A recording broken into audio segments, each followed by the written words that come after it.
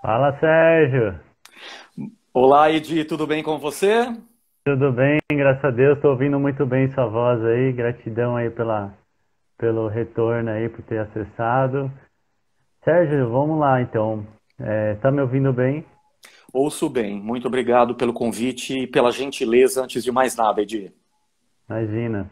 Sérgio, para continuar nossa entrevista aqui, vou avisar a todos que estão acompanhando aí as nossas lives, né? Que estamos aí sempre chamando novos coautores do livro Profissionais de Alta Performance para justamente nos ensinar ou pelo menos passar um pouco do conhecimento aí que foi colocado no livro. E hoje eu chamei o Sérgio, que também é coautor do livro, para nos passar um pouquinho aí do conhecimento. Vou pedir primeiramente para ele falar um pouquinho aí, um resumido aí, um pouquinho da história dele aí, do caminhar dele, até chegar esse momento aí que fizemos esse livro, e depois vamos entrar em outros assuntos também. Sérgio, por favor, você tem a palavra aí, fala um pouquinho aí da sua história, do como foi seu caminhar até esse momento. Perfeito, Edi. Então, vamos lá. Eu vou fazer uma abordagem primeiro do ponto de vista acadêmico e profissional e mostrar como essas duas áreas se relacionam, na minha vida. Então, vamos lá. Do ponto de vista acadêmico, a minha formação originalmente é na área de comunicação, em publicidade e em jornalismo.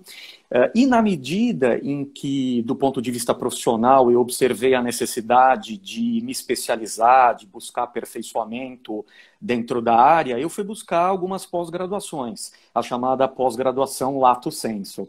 Então, por exemplo, eu fiz uma pós-graduação na área de jornalismo empresarial, uma outra pós-graduação em comunicação empresarial e relações públicas e uma terceira pós-graduação em gestão da comunicação. E, em paralelo, eu também busquei uma pós-graduação que a gente chama de stricto sensu, conhecido como mestrado, que te possibilita justamente dar aula em universidades. E eu sempre uni justamente esse meu lado, essa minha pegada acadêmica com a pegada profissional. E do ponto de vista profissional, o que que eu tenho a dizer, né? Como que essas duas áreas se relacionam? Do ponto de vista profissional, eu comecei no finalzinho da década de 80, o início da década de 90, trabalhando na área de inteligência de mercado, informações com pesquisa de mercado. Depois passei para a área de força de vendas, né? Então, treinamento do pessoal de vendas. Tive uma passagem também rápida pela área de promoção e merchandising, cerca de 2, 3 anos, e boa parte da minha carreira profissional eu a fiz no âmbito do que a gente chama de comunicação corporativa, que, particularmente no meu caso, eu trabalhei tanto com a comunicação interna quanto com a comunicação externa. A comunicação interna, que é aquela que motiva, informa, engaja o colaborador no dia a dia da organização, e a comunicação externa, que cuida justamente do branding, ou seja, da gestão de marcas. Como que eu consigo, no dia a dia, por meio das ferramentas de comunicação, do mix de comunicação disponível no mercado, trabalhar a marca empresarial? Então, trabalhei bastante com public relations, né, a parte de assessoria de imprensa, publicidade e propaganda, promoção, merchandising, que eu já citei anteriormente, né? Todas as ferramentas que estão, eventos que estão ao nosso alcance, para dar uma experiência diferenciada de marca para aquele consumidor, cliente, para aquele fã de uma determinada marca no dia a dia. E, curiosamente, o que aconteceu ao longo da minha carreira, da minha jornada profissional, Edi? É aquela velha história de a gente unir a teoria à prática e vice-versa. Eu levo para a universidade justamente tudo o que foi a minha prática e tudo o que é a minha prática do dia a dia, e os alunos exigem isso, né? Eles querem justamente pessoas que estejam no mercado, que trabalhem com cases atuais, com realidade em si. Isso, então, a minha prática eu levava para a universidade e justamente a teoria da universidade, todo aquele arcabouço teórico para o qual a gente precisa sempre atualizar, eu também sempre apliquei no meu dia de trabalho. Então, eu sempre procurei balancear essas duas áreas, do ponto de vista profissional e acadêmico, para tentar levar o melhor aí para o meu público. E nos últimos anos me engajei também na criação da minha empresa. É uma empresa de consultoria e palestras, não só na área de comunicação, mas também tenho palestras na área de atendimento ao cliente, na área de criatividade, que é um skill, uma habilidade muito importante no nosso dia a dia, promoção e merchandising, comunicação. Hoje em dia se fala muito da chamada comunicação não violenta, comunicação empática. Então, tenho hoje também a minha empresa no dia a dia de consultoria e palestras. Esse é um grande resumo, um pouquinho da minha vida profissional acadêmica e como que eu juntei as duas. Legal, bem interessante. É importante, né, você conseguir alinhar os dois, né? Aquilo que você Exato. trabalha com aquilo que você está estudando. Eu acho que a absorção do conhecimento com a prática é muito maior. Você aprende muito mais, você consegue até se desenvolver naquela área, né?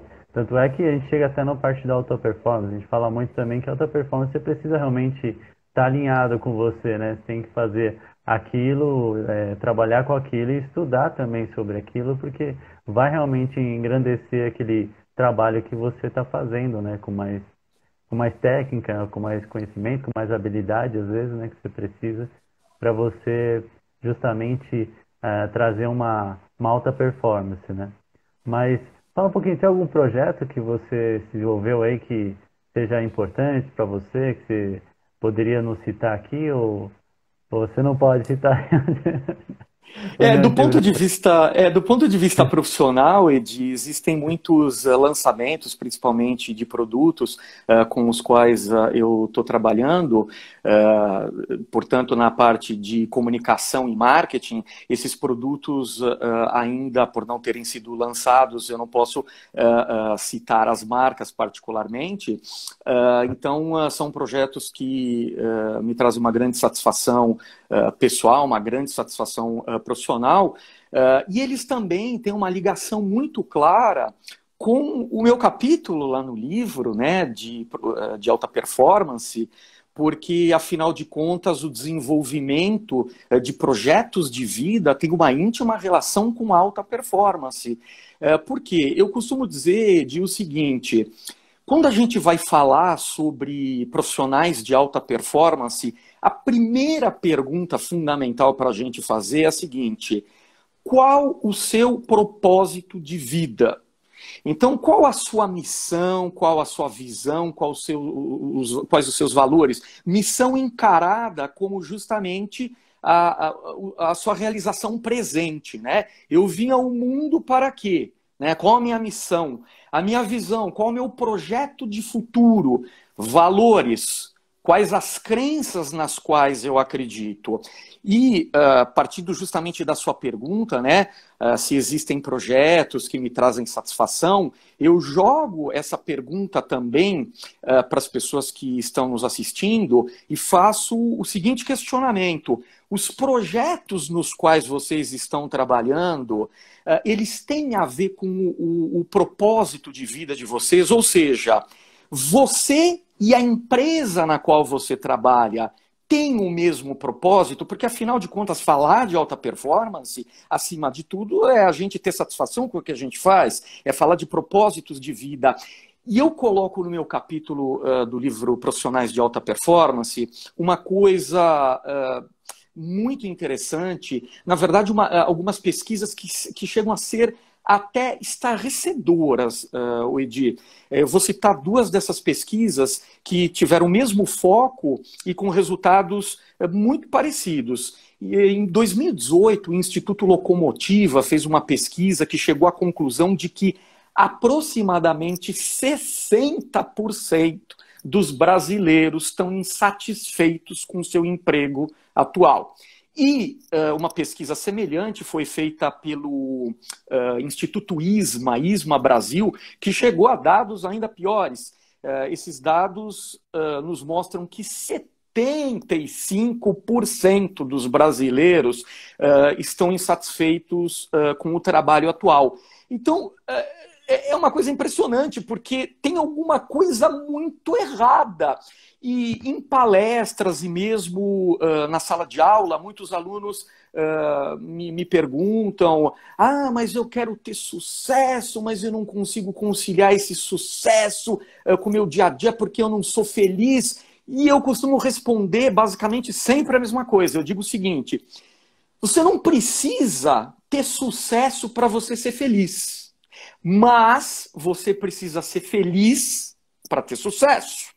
A diferença básica, sob o meu ponto de vista, entre sucesso e felicidade, basicamente é uma inversãozinha de frase. Para mim, Sérgio Bialski, o sucesso é você ter tudo o que você deseja. Ou seja, pode ser o carro do ano, uma casa na praia, materialmente pode ser qualquer coisa nesse sentido. E a felicidade é você desejar tudo que você tem. Ou seja, eu me contento, sou feliz com aquilo que eu tenho. E materialmente, não interessa se eu tenho muito ou se eu tenho pouco. E a pergunta que eu sempre faço é: qual o balanceamento que a gente faz no nosso dia a dia entre o eu-presa e a empresa? Ou seja, os meus propósitos e os propósitos da corporação. Entre 86 e 91, Mr. Bryan, o pessoal chamava, né, de Mr. Bryan, foi o presidente, o CEO, presidente mundial da Coca-Cola. Ele usou uma metáfora muito interessante, que é a metáfora das bolas. Ele basicamente disse o seguinte: imagine que a sua vida é um palco no qual você é um malabarista e você está com 5 bolas na mão. A primeira bola é o trabalho, a segunda é a família, terceira, amigos, quarta, saúde, quinta, a tua vida espiritual. Agora entenda o seguinte: o trabalho é como se fosse uma bola de borracha. Se você deixar essa bola de borracha cair, o que vai acontecer? Ela vai quicar e vai voltar. E esse é o dia a dia de todos nós, né? Por mais que você fique a madrugada inteira, 24 horas trabalhando, sempre vai ter trabalho. É uma bola de borracha que não termina nunca. Agora, imagine a questão da família, dos amigos, da tua saúde e da tua vida espiritual como uma bola, eu não diria nem de vidro, como disse Mr. Bryan, eu diria uma bola de cristal, porque são as coisas mais importantes. Se você deixar qualquer uma dessas bolas cair, invariavelmente essa bola ou vai quebrar ou ela vai se arranhar. Então, a gente tem que conceber justamente a alta performance, e essa é a minha definição, como um equilíbrio justamente entre as vidas profissional e a vida pessoal. E na minha vida profissional, Edi, eu falo isso com dor no coração. Eu vi colegas meus do dia a dia me contarem histórias reais. Por exemplo, de que o pai, a mãe ligou para esse meu colega, e ele estava super atarefado no dia a dia do trabalho. Disse para o pai e para a mãe: olha, não posso atender agora, me liga mais tarde. E sempre fazia isso. E o que aconteceu? Infelizmente, é uma história real. Particularmente a mãe desse meu colega faleceu de um AVC, uma coisa repentina, um AVC hemorrágico, e a pessoa, depois conversando comigo, falou: olha, a gente sempre conversou muito, né, sobre alta performance, sobre o equilíbrio entre a vida pessoal e profissional, e essa pessoa me disse: olha, eu me arrependo até hoje justamente de ter me dedicado tanto a vida profissional e não ter mais a minha mãe hoje em dia, porque quando ela me ligava no dia a dia, eu nunca tinha tempo para ela. Quando o meu pai me ligava, eu nunca tinha tempo para ele. Então, nunca, mas nunca mesmo, se você quiser ser um profissional de alta performance, descuide dessas outras coisas que realmente são tão sagradas. E para mim também uma frase que eu uso no meu capítulo é a seguinte, que a alta performance é você superar as suas próprias expectativas de vida sempre, e não superar as expectativas de vida dos outros de vez em quando. Falei demais, Edi, mas era para dar essa minha introdução sobre o que significou um pouquinho participar desse projeto especificamente, que me trouxe muito prazer, que foi como coautor eu ter escrito aí uma parte do livro Profissional de Alta Performance. Excelente, Sérgio, excelente. É justamente isso. A intenção das lives é justamente passar esse conteúdo para as pessoas que estão assistindo e poder também as pessoas refletirem, né, na vida delas, verem como está o momento delas de hoje, né? E realmente para justamente ver se essa balança que você disse, né, esse equilíbrio todo aí para realmente estar de uma forma boa ou satisfatória para aquela pessoa, né? E a gente tem essa função. Eu, como coaching, também atendo muitas pessoas aqui que realmente acham, tem algum ponto ali de insatisfação e realmente pode trazer um outro percurso, vamos dizer assim, que acaba tirando a performance daquela pessoa naquilo que ela está fazendo, porque ela tem que se dedicar a outra coisa em vez daquilo que ela realmente quer fazer, né, dentro do trabalho, dentro de um projeto que ela está determinada a fazer. Então, realmente precisa ter esse equilíbrio das bolas, né? Que você mesmo disse. Tem bolas de cristais, tem bolas que a gente precisa realmente saber lidar e é justamente isso o desafio, né? O desafio é você conseguir trazer essa harmonia para toda a sua vida e realmente manter essa harmonia de uma forma equilibrada e você conseguir se dedicar realmente àquilo que você decidiu se dedicar. Um outro ponto que eu queria puxar aí que você falou no comecinho, falando daquelas pessoas que acabaram escolhendo ou realmente estão insatisfeitas naquilo que estão fazendo. Como você vê isso? O que seria felicidade? Como você poderia orientar uma pessoa que está trabalhando com algo que talvez não seja aquilo que ela gostaria que fosse ou gostaria de trabalhar? O que você daria de dica, vamos dizer assim, para essa pessoa? Perfeito. Eu vou dar, na verdade, aqui sugestões, né? E, obviamente, não me julgo e não sou nenhum guru do assunto, né? Então, tudo que eu disser aqui, obviamente, é baseado na minha experiência de vida, na minha humildade, né? De acertos e erros enquanto profissional. Eu costumo dizer o seguinte, é impossível também você ter um dia a dia no qual você esteja inserido e você goste de 100% de tudo mesmo, eventualmente, que você faz e de todas as pessoas que te rodeiam. E a arte está justamente nisso, né? Mesmo aquelas coisas que você não gosta, você também tem a capacidade no dia a dia de tocar essas coisas e também de se relacionar com pessoas que mesmo que não tenham a mesma personalidade, não tenham valores eventualmente parecidos, mas a arte está justamente nisso, né? Eu acho que a coisa mais terrível que pode ter no dia a dia é alguém levantar da cama de manhã e falar: meu Deus, eu tenho que ir mais um dia para trabalhar naquele inferno de empresa, naquele inferno de agência. Aí tem alguma coisa muito errada, Edi, mas muito mesmo. Ou realmente o local não tem nada a ver com o propósito de vida da pessoa, e às vezes o local é até bom, a empresa é boa, mas o chefe é muito ruim, né? E aí eu uso a expressão, a palavra chefe mesmo, né? Porque hoje em dia a gente clama por ter líderes, né? Mas a gente vê pessoas que gostam de dar ordens, de mostrar autoridade, são chamados chefes, né? Então, muitas vezes, o clima organizacional na empresa, na organização, é legal, né? Mas o que acontece? Você tem uma pessoa com a qual você convive todo dia, que ela é a sua pedra no sapato, né? Então, duas possibilidades no caso desses chefes, não líderes. Ou você tem uma resiliência muito grande e aguenta durante um tempo, porque as empresas elas são muito mutáveis, a pessoa pode ir para outro departamento, pode pedir as contas, pode ser demitida. Essa é a primeira possibilidade. Uma outra possibilidade, se realmente a pessoa ela não consegue nem aguentar o dia a dia dela com a pessoa que é líder, né, o chefe no caso dela.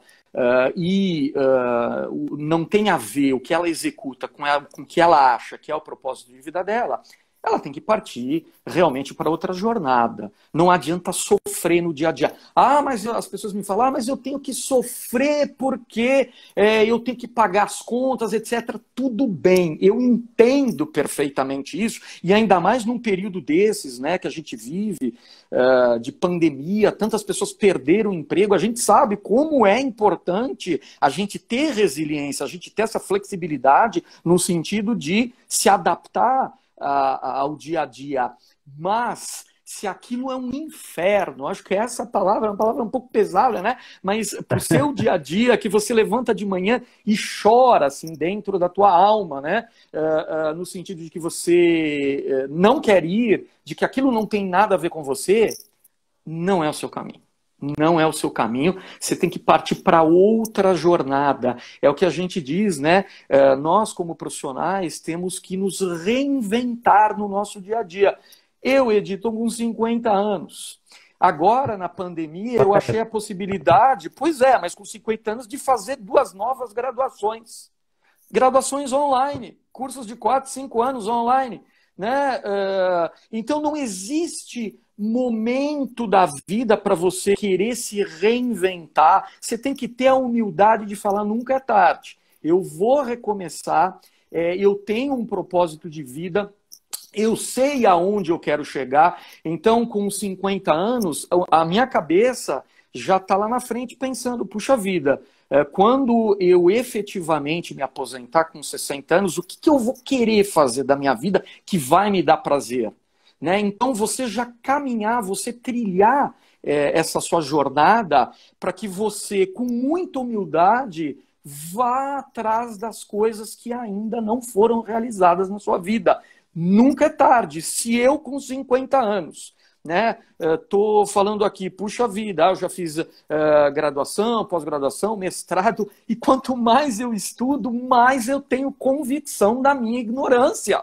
Né? Por quê? Porque o conhecimento é ilimitado, né? E justamente uma das características do profissional de alta performance, sob o meu ponto de vista, é justamente a educação continuada. É a formação justamente que você vai buscando de aprimoramento no teu dia a dia, para sempre procurar novos caminhos. Você buscar o teu plano, não só o teu plano A, mas o teu plano B de vida, o teu plano C, o teu plano D. Hoje em dia, aliás, não dá mais para ter só plano A de vida, né? Porque um emprego só hoje em dia é muito perigoso, eu costumo dizer, né? Você falou uma coisa importante aí que é interessante, né? A gente tem que ter essa flexibilidade de poder também, às vezes, no mercado não está muito favorável, vamos dizer assim, e você conseguir se flexibilizar para atender um outro mercado ali que você possa se adaptar, vamos dizer assim, né? Porque realmente o mercado, a gente está num momento difícil aí da economia, mas tenho certeza que isso vai ser retomado, vai ser melhorado, mas a gente precisa nesses momentos vamos dizer assim, de instabilidade, saber pontos, né, onde você pode, com as suas habilidades, suas capacidades, aonde você pode estar atuando também, né? Porque aonde tem dificuldades, às vezes tem oportunidades também, que às vezes eu falo bastante. Então, se você ficar atento a essas demandas, talvez você se adapte a um novo mercado, talvez até se encontre nesse mercado novo que você possa estar atuando. Então, é interessante, é importante você poder também ter alguém para te acompanhar nesse processo, às vezes nessas mudanças que você quer fazer. É importante ter alguém ali para te dar uma sustentabilidade, né? Mesmo para que você possa realmente até expor aquelas dificuldades que você está tendo, ou mesmo as facilidades que você tem para você conseguir alinhar isso e determinar um caminho para você, né? Uma coisa legal que você falou também, estou adorando, é você falar assim que não importa a época, né? O tempo, o importante é o tempo que você se dedica à aprendizagem, ao conhecimento, não importa a idade, na verdade, né? Acho que também eu vejo assim, você se dedica, você está sempre se aprimorando, sempre vai ter uma oportunidade para você trabalhar, para você realizar as coisas. Eu conheço senhores de mais de, sei lá, 70 anos até, que estão ativos e parece que é uma coisa que é interna mesmo, eles continuam reaprendendo e têm a humildade de sempre querer aprender mais, porque realmente o conhecimento está aí, né? E até de uma forma, de uma forma fácil acesso às vezes, né? É só você realmente saber filtrar e saber direcionar aquilo que você quer aprender nesse momento da sua vida. Isso também é importante. Então, é bem legal, muito bom essa sua, essa sua visão, né? Essa sua compreensão com relação a isso. Bom, mas como a entrevista é com você, eu tenho que parar de falar um pouquinho aqui. Fica à Vou vontade, Edi. passar a palavra para você, mas a gente já está no finalzinho aí, tá? Eu tenho mais uns 5 minutinhos aí de live. Essa live vai ser divulgada aí no YouTube também. Mas vou deixar a palavra para você falar um pouquinho aí para finalizar nossa live aí, puxar algum assunto aí que te veio à mente, tá bom? E faz a frase Perfeito. final aí também. Faz um fechamento aí, faz uma frase final aí que você deixaria para as pessoas, tá bom? Perfeito. Bom, basicamente, eu também gostaria de falar um pouco sobre a questão do autoconhecimento que eu coloco no meu capítulo do livro e sobre a questão do medo. É fundamental, justamente, a gente ter plena consciência de quais são os nossos medos no dia a dia e bater de frente neles, né? E eu costumo sempre dizer o seguinte: tem uma disciplina que eu lecionei durante muito tempo, gestão de marcas, fundamentos de marketing, e por muito tempo os alunos, eu pedia para eles para fazerem análise SWOT, né, de determinadas empresas, determinadas marcas aí do mercado, e eu sempre também colocava o seguinte: se você tem tempo numa palestra, numa sala de aula, para fazer uma análise SWOT, para quem não conhece a análise SWOT, é uma análise que é uma matriz que mostra quais os seus pontos fortes, os pontos fracos, as oportunidades e as ameaças. E eu sempre colocava o seguinte: não faça só a análise SWOT para os produtos da empresa em que você trabalha ou por uma finalidade acadêmica. Faça a análise SWOT com toda a sinceridade para a tua vida pessoal. Quais são os seus pontos fortes, pontos fracos, né? Isso como análise interna, e do ponto de vista de análise externa, quais as oportunidades e ameaças que o mercado coloca para você enquanto profissional. E você tem que responder essa pergunta, ao montar essa tua matriz, de uma forma muito lúcida, de uma forma muito legítima, sincera, transparente. Não adianta você querer se enganar no dia a dia. E por isso que eu disse, é fundamental a gente encarar de frente os nossos medos, e por pior que a situação esteja, eu estou desempregado, eu saí de determinada empresa e tenho que buscar outro caminho, minha vida no dia a dia na empresa em que eu estou é uma coisa muito difícil. Legal, faz a tua SWOT, vê onde você está, né? Vê aonde você quer chegar. E, acima de tudo, após essa tua análise de autoconhecimento, enfrente os seus medos. Eu, Edi, para você ter uma ideia, tinha muito, mas muito medo de falar em público, até a minha época de faculdade. Mas eu pedia de coração para os professores, de preferência, para eles me passarem um trabalho escrito, porque eu não gostaria de me expor, etc. Este foi um medo que eu tive que enfrentar no meu dia a dia profissional, ainda mais trabalhando na área de comunicação, por uma questão de sobrevivência, e tive que me virar. Então, existem inúmeras possibilidades, né? Inúmeros skills, inúmeras habilidades que a gente desenvolve enfrentando os nossos medos no dia a dia. Eu jamais poderia me imaginar algum dia dando palestras, fazendo lives, dando aulas em universidade, e foi justamente a partir da superação dessas barreiras, a partir desse enfrentamento, né? Da questão da educação continuada, saber trabalhar a criatividade, né, fazendo cursos de escutatória também, não só de oratória, né? Eu costumo dizer que a gente gosta muito de falar, mas não gosta muito de ouvir os outros. Então, a gente também tem que aprender a chamada escuta contemplativa, que é justamente ter a humildade de forma muito aberta, se posicionar perante o outro e escutar o que as pessoas têm a dizer para a gente. É uma situação muito parecida com aquela de, muitas vezes, alguém tirar uma foto de um grupo, sabe? E aí você vai olhar a foto, qual a primeira coisa que você vai olhar naquela foto? É você, né? Nós somos tão egocêntricos, tão autocentrados, que a gente olha para a nossa foto, né, para a nossa participação naquela imagem e diz: putz, não saiu legal, tira outra foto porque eu não saí legal. Então a gente ter essa humildade da escutatória também e ter pessoas que são confiáveis no nosso dia a dia e que nos apontam também erros que a gente esteja cometendo.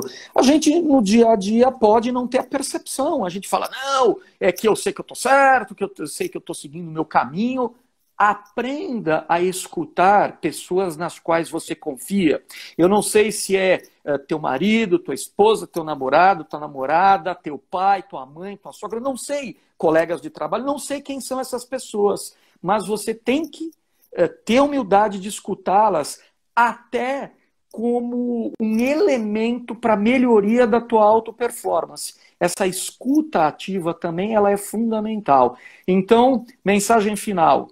Sem medo de ir atrás dos objetivos de vida e sempre praticar com humildade a escutatória e partir para uma jornada de autoconhecimento que vai te permitir saber onde você está, onde você quer chegar e saber se os seus valores de vida se coadunam, se equilibram com o teu trabalho atual ou se você vai buscar uma outra coisa na tua vida. Obrigado, Sérgio Bialski, certo? Isso mesmo, Gratidão. certíssimo. Obrigado por você ter participado aqui da live. Obrigado pelo pouquinho do seu conhecimento que você passou para a gente. Eu que agradeço.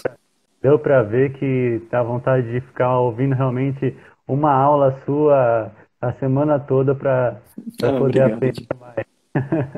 Gratidão, viu?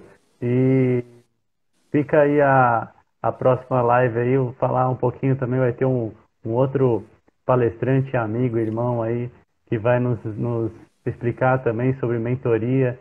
Será bem legal a próxima live. Sérgio, gratidão. Vou deixar essa live publicada no YouTube também. Então, o pessoal que quiser assistir, vai ficar disponível aí no YouTube. Fique à vontade aí para mandar mensagem, tanto para mim quanto para o Sérgio. Fique à vontade aí, que estamos sempre juntos aí, unidos, tá bom?